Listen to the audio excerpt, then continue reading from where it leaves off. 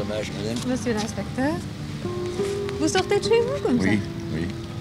Vous habitez dans le parc même? Dans le parc, c'est une obligation qui m'a été faite donc pour exercer le service ici, d'habiter dans le parc. C'est une obligation qui vous plaît, je suis sûre. Oui, certainement, parce que j'ai tout l'avantage de me trouver en même temps et à la campagne et en ville. Et dans une jolie petite maison? Dans une jolie petite, évidemment, qui est un peu vieillotte, mais enfin, elle a son charme. C'est une petite maison de campagne. Depuis quand est-ce qu'elle est là, cette maison, vous savez? Depuis 1732. Avant même que le parc ne soit un parc? Non.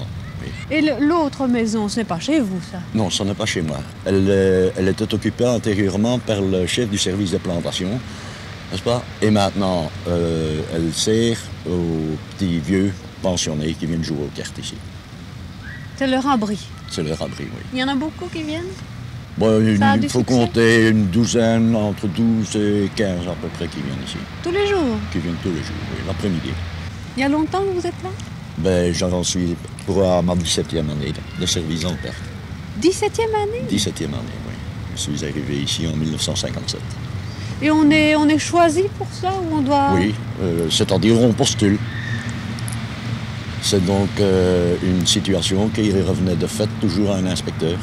Et alors, les inspecteurs pouvaient poser leur candidature. Nous étions en 12 candidats. Pourquoi avez-vous été choisi? Est-ce que vous le savez? Ben, je n'ai aucune idée à ce sujet. C'est une question de préférence ou quoi, je n'en sais rien. Ça vous a toujours plu? Ça m'a toujours plu, oui. Le genre de travail Tout. vous plaît? Vous devez courir derrière les gamins pourtant, faire le méchant. Faire le méchant, oui. Mais il faut évidemment le faire avec beaucoup de psychologie. Il ne s'agit pas de faire le berbe bleu et de créer une crainte dans l'esprit de l'enfant. Évidemment, on leur fait des remontrances, n'est-ce pas? Et on leur signale que si ça se représente encore, n'est-ce pas, on ira trouver les parents. Si c'est trop grave, nous établissons un rapport en destination du service de l'enfance. Ça arrive, ça? Oui. Des dégradations, par exemple, commises par des enfants, nous établissons un rapport. Est-ce que vous croyez qu'ils ont peur de vous quand même? Ben, je pense quand même. J'ai l'impression.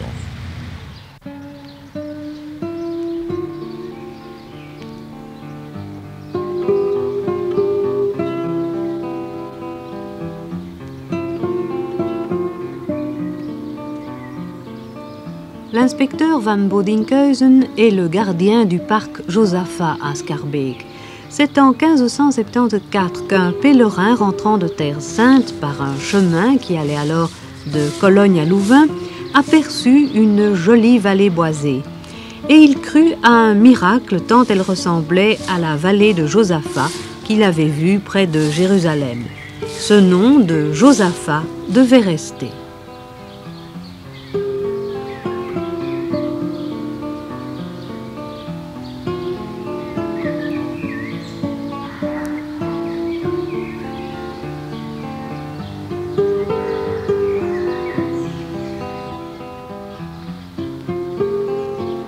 Avant que ce ne soit un parc, qu'est-ce que c'était ici? C'était une propriété privée. Et comment est-ce que c'est devenu parc? Cette propriété a été achetée par la commune de Schaerbeek à l'intervention du roi Léopold II. Il avait été question d'abattre certains arbres ici. Il les a rachetés lui-même pour permettre que ces arbres restent dans le parc.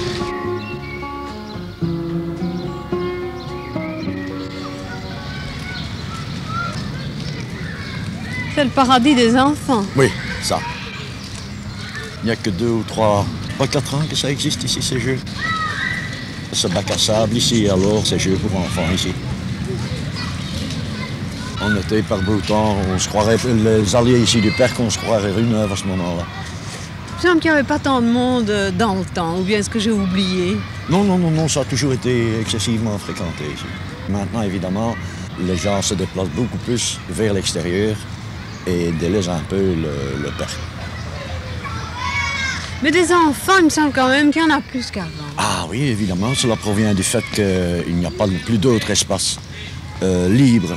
Il n'y a plus que le parc, en fait, où les enfants peuvent se battre en toute tranquillité, n'est-ce pas? La rue est beaucoup trop dangereuse à l'heure actuelle. D'ailleurs, nos services sont obligés d'empêcher les enfants de jouer à la rue, n'est-ce pas? et de les inciter à fréquenter des endroits où ils sont tranquilles pour éviter les accidents. Parce qu'ils présentent non seulement un danger pour eux, mais pour les usagers de la route. Tu vois? Qu'est-ce qui est le plus difficile, les enfants ou les grandes personnes? Les enfants. Oui? Oui, les enfants.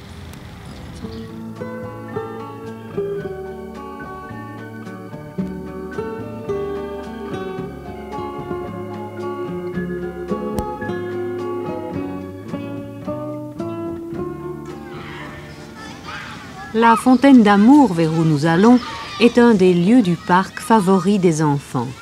S'ils savaient que jadis, le ruisseau qui maintenant encore jaillit de la source était à ce point important qu'il alimentait un moulin. Et c'est à ce moulin que dès le XIIe siècle, les petits ânes de Schaerbeek apportaient à moudre le grain récolté sur les champs voisins.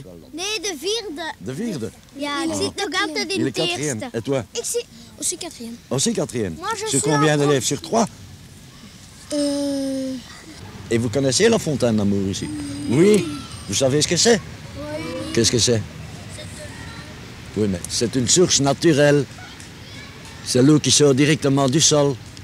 Hein? C'est pas comme du robinet, par exemple, à la maison. Hein? C'est une source naturelle, ça.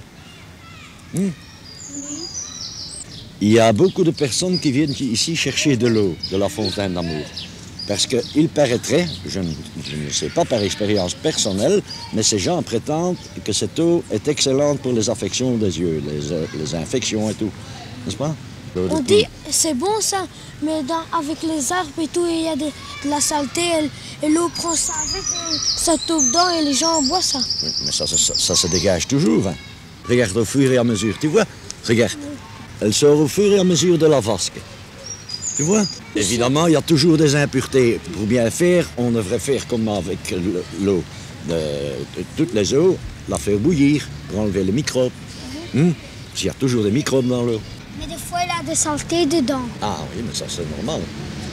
Et il y a des petits enfants qui viennent jeter des saletés dedans aussi, hein, qui sont qui ne sont pas uniquement des Marocains. Hein. Il ne faut pas dire les Marocains, les petits Belges font ça aussi, tu sais. Mais il y a des petits Belges qui sont méchants, comme il y a des petits Marocains qui sont méchants, et vice-versa. Il y en a qui sont sages, comme vous autres probablement. Mais enfin, je devrais demander ça à vos parents, hein, si vous êtes bien sages. C'est bien d'être police. Ah oui, c'est un métier commun, neutre. Ça présente certains inconvénients, mais des avantages. C'est agréable, parce qu'il y a toutes sortes de travaux à faire. Depuis quel âge vous commencez à être agent? Ah, il faut avoir 21 ans accomplis pour devenir agent de police. 21. Et avoir terminé son service militaire, à moins d'avoir 21. été exempté pour des raisons de famille, mais pas pour des raisons physiques.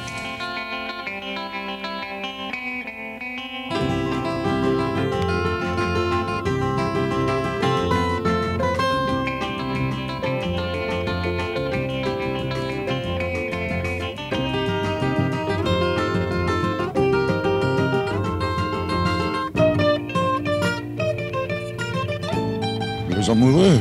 Ah oui, mais ça, évidemment, là, écoutez, ça c'est une autre question, hein, parce que évidemment, il ne faut pas qu'on laisse se produire des scènes qui pourraient avoir un caractère un peu trop contraire aux mœurs. Hein.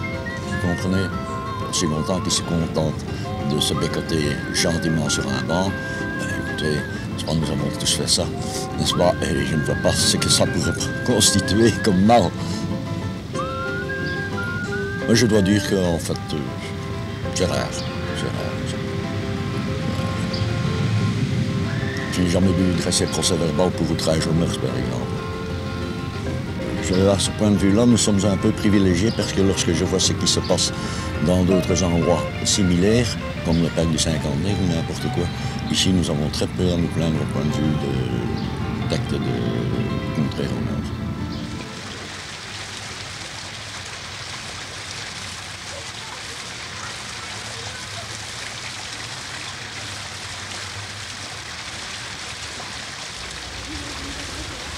Alors les enfants là, vous avez envie de vous casser le cou? Hein? Non? Eh bien, mais c'est pourtant le risque que vous courez là. Hein? Allez, sortez de là. Allez, en avant là.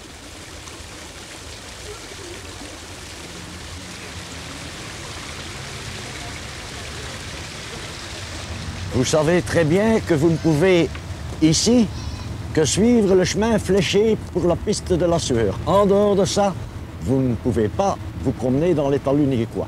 Pourquoi? Parce que vous risquez de causer des dégradations.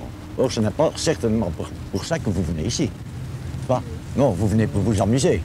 À une condition, c'est que vous ne commettiez pas de dégâts. Hein? Parce qu'en fait, n'est-ce pas, quand on commet des dégâts, n'est-ce pas, c'est au détriment de tout le monde. Hein? Ils sont bien d'accord. D'ailleurs, qu'est-ce qu'on vous apprend à l'heure actuelle à l'école? Moi, je fais de toute façon Le respect de la nature. De la nature. Et je suis certain que vous êtes adhérent à ce mouvement. Mais à ces conditions-là, n'est-ce pas, il faut suivre ce qu'on vous apprend et ce qu'on vous dit, hein? N'est-ce pas? Donc j'espère que vous avez compris la petite leçon maintenant et qu'à l'avenir, je n'aurai plus de reproches à vous faire. Hein? D'accord? Voilà. Messieurs, bon après-midi. Bon amusement. Vous savez, dans un sens, ce service ici, n'est-ce pas, ce n'est pas un service de gendarme. C'est un service, si vous voulez... Presque social, hein? Ben oui, j'ai dit, il faut agir avec beaucoup de psychologie, essayer de faire comprendre aux enfants la raison pour laquelle ils ne peuvent pas se livrer à des dégradations ou tout ce qui s'ensuit. D'autant plus qu'à l'heure actuelle, j'ai une arme, étant donné que dans les écoles et partout, à la radio, à la télévision, on prône le respect des espaces verts. Alors la première des choses que j'ai fait, quand je leur fais une observation, je dis, qu'est-ce qu'on vous apprend à l'école? Alors évidemment, les uns me le répondent, d'autres, j'ai dit, on ne vous apprend pas le respect des espaces verts. Oui, mais j'ai dit, qu'est-ce que c'est que le respect des espaces verts? On ne peut pas commettre de dégâts, monsieur. Voyez-vous?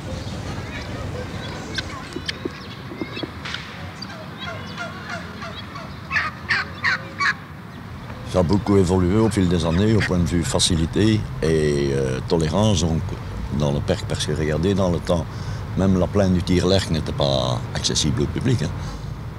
Et maintenant, évidemment, après le parc fou, expérience, je crois qu'on ne va pas réitérer, étant donné que ça a quand même amené pas mal de critiques, justifiées d'ailleurs. Vous avez passé un mauvais quart d'heure, là? Oui, moi j'ai effrayé la dépression nerveuse. Hein. Parce qu'attention, regardez, après avoir gendarmé pendant 14 ans, du jour au lendemain, avoir dû laisser toute liberté, au point que les gens, sans se moquer ouvertement, se moquaient quand même en me le faisant comprendre, au point que mon épouse n'osait presque plus aller faire une course dans les magasins du quartier. Pour la bonne et simple raison que la connaissant, les autres clients fréquentant le magasin ne se gênaient pas. Par exemple, faire des remarques de ce genre, et qu'il ose maintenant encore une fois siffler si mon enfant va sur la pelouse. Vous comprenez? Alors, vous comprenez? Et alors, je vous dis, pendant 3 semaines, moi, j'ai souffert le martyre ici. Hein. Et maintenant, ils ont estimé qu'il y avait lieu de tolérer la présence des enfants de moins de 8 ans sur les pelouses. Iedereen ingeschreven? Toen moet het inscrit? Ja, maar wacht, ik sluiten. Allee, een goed hand. Kom maar niet, jongen. Dat komt in orde dan. Nummer 11, de nummer 11. Nog eens. Nog een keer. Nog een keer. Suivant. Volgende. Nummer 4, de nummer 4. Voilà, fini. Messieurs, je suis chargé de veiller à votre sécurité et qu'on va commencer à tirer à l'arc. La question des flèches, voudriez-vous avoir l'amabilité de vous mettre un peu plus loin? D'accord? Voilà. Messieurs, bon après-midi. Wel, ik ga niet stip zeker. Mon plezier. Ah, weet je Maar zeker. Dat waarom niet? Ja, begin maar. Heel de nazak. Hoi jongens. Allemaal. Dès l'origine du parc, c'est-à-dire depuis 70 ans révolus, la grande pelouse du Haut a été réservée aux sociétés de tir à l'arc. Les tireurs ici sont des assidus, des mordus, qui ne rateraient pas une séance, surtout quand il y a compétition comme aujourd'hui, et, vous l'aurez remarqué, tout se fait dans les règles, les noms des participants sont tirés au sort d'un tonnelet.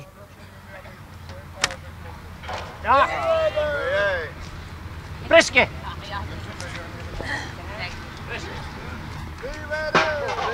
Vous voulez savoir le nombre de fois avant qu'on avait mis ce trail, le nombre de fois que j'ai vu tomber des flèches dans les consommations de personnes qui se trouvaient attablées à la terrasse. Et je vous assure que ça faisait une drôle de tête, vous savez. Et des accidents, vraiment, il y en a déjà eu ici? Des personnes qui ont été touchées donc, par des flèches, qui ont reçu des flèches sur leur tête, fréquemment. Donc c'est Même vraiment adulte, dangereux. Oui, ça présente un certain danger. Surtout, je dis pour un adulte, évidemment, l'hématome est assez conséquent. Soit on saigne assez bien après si ça tombe sur la tête, mais c'est surtout pour les enfants que ça présente un grand danger. L'enfant en bas âge, par exemple, de 4-5 ans, dont le crâne n'est pas encore complètement formé, le fait d'attraper une flèche dont le bout est de la corne, n'est-ce pas, présente quand même un certain danger. Et chaque fois qu'on joue au tir à l'arc, vous venez ici? Oui, j'ai pour mission donc ici, primo, avant que ne commence le tir, à déblayer la plaine. Voyez-vous, étant donné que les gens sont habitués à s'y trouver en dehors des séances de tir à l'arc, n'est-ce pas? Et très souvent, ils ne réalisent pas le danger que représente ce jeu. Et alors, pendant le tir à l'arc, n'est-ce pas, de veiller à ce que personne ne revienne dans la zone dangereuse. Volleybee opgeschreven en kampen uit. Volleybee en kampen uit. Le tir à l'arc n'est pas la seule attraction dominicale. À la bonne saison, chaque dimanche, les arbres centenaires du parc Josaphat retentissent aux accents des fanfares qui se succèdent sur le kiosque. Vous croyez qu'il y aura du monde au concert? Oui, il y a toujours une bonne assistance du moment qu'il ne pleut pas, bien entendu. Aujourd'hui, c'est quand même pas fameux. Hein? Mais quand même, il y aura du monde. Oui. Oui, les bancs seront bien remplis. C'est une bonne harmonie qui vient? Vous savez, Vous êtes agent de police, pas musicien. je ne suis pas mélomane. Il y a des habitués, vous le voyez toujours les mêmes à ces Oui, concerts-là? toujours le même, Oui. toujours le même, toujours le même. Le petit vieux, là, pas beaucoup de jeunes, vous savez, parce qu'en principe, la musique qu'on joue là, C'est pas de la musique pop. non, c'est pas la musique pop. C'est pas du Freight Show, par exemple. Vous allez au concert, vous? Oui, je vais faire un petit passage là, pour une fois voir comment ça se présente.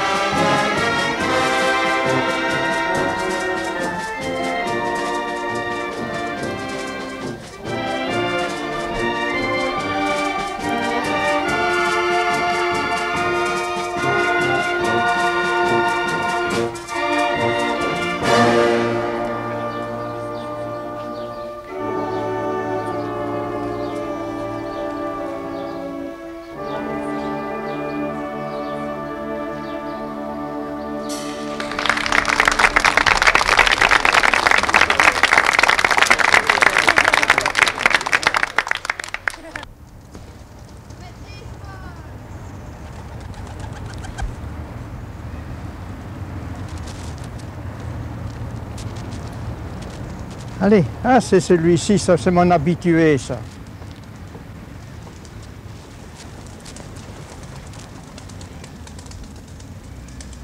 Ils vous connaissent? Celui-ci, oh, il y a 10 ans qu'il vient. Vous les reconnaissez tous Ah entre non, eux? pas tous, hein. Une dizaine, quoi. Les habitués, hein.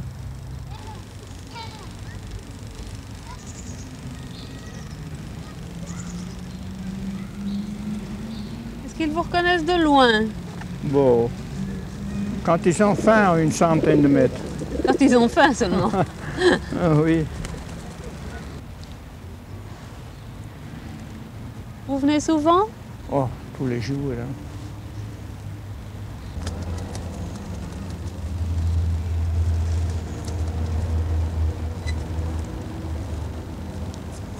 Et le fromage, c'est terrible. Ils sont friands après le fromage. C'est ça que vous leur donnez? Oui, toujours. Même quand je leur offre du pain, ils me regardent une fois. Ils sont pas contents. Ah.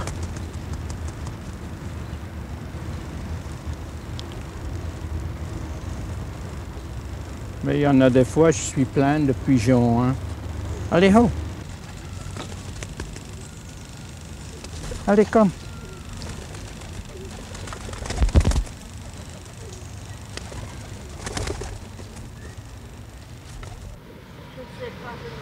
Il n'y a pas d'article de loi suffisant pour réprimer des choses comme ça.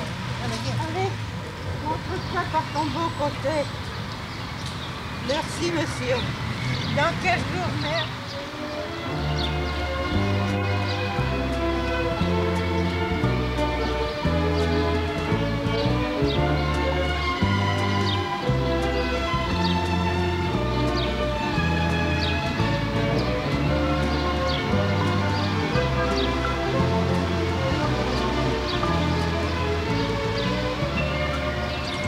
Quel est le châtelain qui possède une propriété, enfin pas posséder, entendons-nous, qui dispose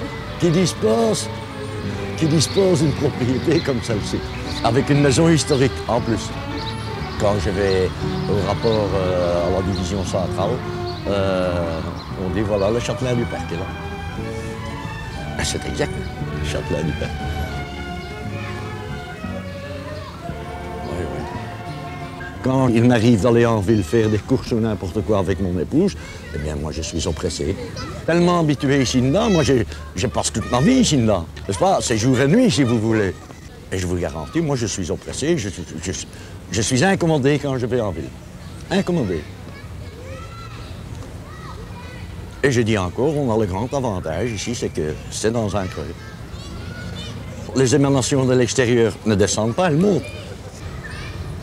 En tant que né à Scarbeck et ayant toujours vécu, je ne saurais par exemple pas m'habituer malgré tout à la campagne, à la vie de campagne. Étant donné, bien entendu, comme je vous l'explique, la facilité que j'ai de me trouver étant chez moi à la campagne et de sortir au bout de 30 secondes et me trouver en ville. Chose que je n'aurais pas, par exemple, si je vais habiter un petit patelin, n'est-ce pas? Malgré tout. Vous comprenez, je suis citadin de naissance et de vie, mais malgré tout, pendant 19 ans, j'aurais vécu dans un cadre de verdure. Et avec la joie de vivre parmi des enfants Des aussi. enfants et tout, malgré évidemment ma fonction qui m'oblige parfois à les réprimander, mais qu'intérieurement, je me dis, bon, nous avons tous fait ça avant eux. Et à mon fort intérieur, je me suis dit, j'étais quand même comme ça quand j'étais gamin aussi. Vous veniez au parc quand vous étiez gamin? Oui, savez-vous pourquoi je venais au parc? Il y avait un poirier, là, à la laiterie. Il y avait un petit rond-point, il y avait un poirier. Et alors, avant d'aller jouer ailleurs, on venait chipper des poires. Vous veniez chipper des poires? Et l'agent de police alors? Mais quand on voyait, d'abord on lui faisait un pied de nez de loin, quand on s'enfuyait, parce qu'on courait plus vite que lui. Maintenant, ça ne m'arrive plus. Savez-vous pourquoi? Parce que, compte tenu de mon expérience antérieure, au moment où je fais une remontrance aux gosses, je prends la précaution de prendre leur nom, prénom et adresse. Pour les empêcher de me faire un pied de nez, notez bien attention, ça ne me dérange pas, vous savez, parce que j'aime bien ça. Mais malgré tout, question de prestige. Comprenez, j'évite qu'on me fasse un pied de nez. Parce que je l'ai fait quand j'étais gamin. Voilà. Vous voyez ce que l'expérience personnelle peut faire. Hein? évidemment, s'ils prennent la poudre d'escampette avant que je les approche, ça, c'est trop tard. À ce moment-là, ils me font un pied de nez. Et intérieurement, évidemment. Extérieurement, je ne fais rien, mais intérieurement, je me dis, ils ont quand même raison.